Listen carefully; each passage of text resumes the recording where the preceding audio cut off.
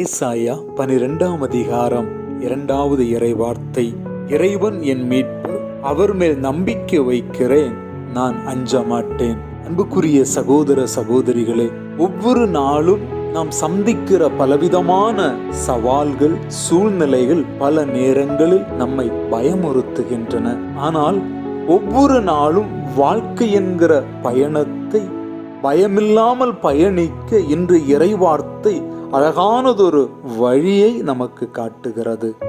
ஆம், ஆண்டவர் மீது நாம் நம்பிக்கை வைத்து பயணிக்கும் பொழுது பயமில்லாமல் பயணிக்கலாம் என்கிற ஒரு வார்த்தையை இன்றைய நாள் நமக்கு தருகிறது. ஆகவே முழு நம்பிக்கையும் ஆண்டவர் மீது வைத்து பயமில்லாமல் பயணிப்போம். ஆண்டவர் நம்மை ஆசீர்வதிப்பார்.